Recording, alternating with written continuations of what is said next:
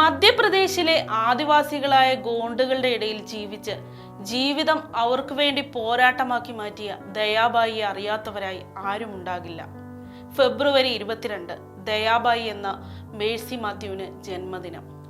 5 അടി ഉയരം, ശോഷിച്ച് ചുളിവുകൾ വീണ ശരീരം, കഴുത്തിൽ വലിയൊരു സ്റ്റീൽ വളയം, ചരടിൽ കോർത്ത ഏലസ്, കൈകളിൽ സ്റ്റീൽ വളകൾ, മൂക്കുത്തി, ആദിവാസികളെ പോലെ വാരി ചുറ്റിയുള്ള ചേലാട വസ്ത്രങ്ങളും ആഡംബരങ്ങളും മാന്യത അളക്കുന്ന ലോകത്ത് വീണ്ടും എത്തും മുമ്പ് എത്രയോ കനലുകൾ താണ്ടിയതാണവർ.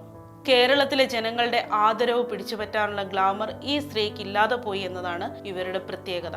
ദയാബായിയിലെ ദയയുടെ കടലിന് അത്രത്തോളം ആഴവും പരപ്പുമാണെന്ന് അവരെ വായിച്ചെറിഞ്ഞാൽ മനസ്സിലാക്കാം. വർഷത്തിന്റെ പാതിയും യൂറോപ്പിലും അമേരിക്കയിലുമുള്ള പ്രശസ്ത യൂണിവേഴ്സിറ്റികളിൽ വിസിറ്റിംഗ് പ്രൊഫസറായി വിദ്യാർത്ഥികളെയും വിദ്യാഭ്യാസ വിചക്ഷണരെയും അഭിസംബോധന ചെയ്യുന്ന അവരെ അവിടെ ആരും വില കുറഞ്ഞ പരുത്തി സാരിയുടെയും കാതിലും കഴുത്തിലും അണിയുന്ന ഗോത്ര മാതൃകയിലുള്ള ആഭരണങ്ങളുടെയും പേരിൽ കുറച്ചു കണ്ടിട്ടില്ല. നിയമബിരുദമെടുത്ത് മുംബൈയിലെ വിഖ്യാതമായ ടാറ്റ ഇൻസ്റ്റിറ്റ്യൂട്ട് ഓഫ് സോഷ്യൽ സയൻസിൽ MSWവും പഠിച്ചിറങ്ങിയ മേഴ്സി മാത്യു എന്ന സാമൂഹിക പ്രവർത്തക ലോകമെമ്പാടും ആദരിക്കപ്പെടുന്ന വ്യക്തിയാണ്. അവരെ തിരിച്ചറിയാത്തത് അവർക്ക് ജന്മം നൽകിയ കേരളം മാത്രമാണ്. ദയാബായിയുടെ സേവന ജീവിതം അറിഞ്ഞു തന്നെ രാജ്യവും രാജ്യക്കാരും അവരെ പലപ്പോഴും ആദരിച്ചിട്ടുണ്ട്. അവാർഡുകളുടെ നീണ്ട നിരയ്ക്ക് തന്നെ അവരുടെ ജീവിതം സാക്ഷ്യം വഹിച്ചിട്ടുണ്ട്.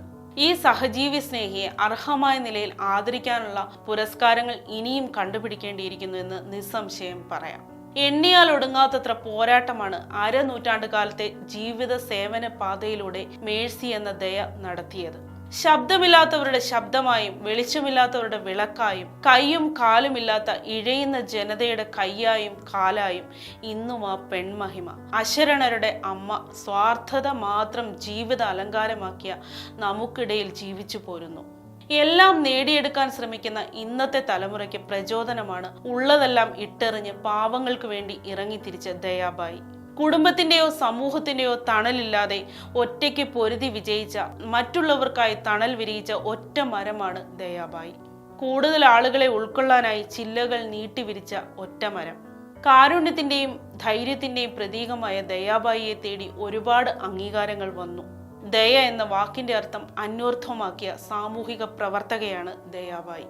മറ്റുള്ളവർക്ക് വേണ്ടി പ്രവർത്തിക്കുക എന്നതിനേക്കാൾ ഉപരി അവരിലേക്ക് ഇറങ്ങിച്ചെന്ന് അവരിൽ ഒരാളായി അവർക്ക് വേണ്ടി പോരാടിയ ആ രീതിയാണ് ദയാബായിയെ വ്യത്യസ്തയാക്കുന്നത്. അവർക്കൊപ്പം പ്രവർത്തിപ്പാൻ കഴിഞ്ഞില്ലെങ്കിൽ പോലും അവരുടെ പ്രവർത്തനങ്ങളിൽ പങ്കാളിയാവാൻ നമുക്ക് സാധിക്കും.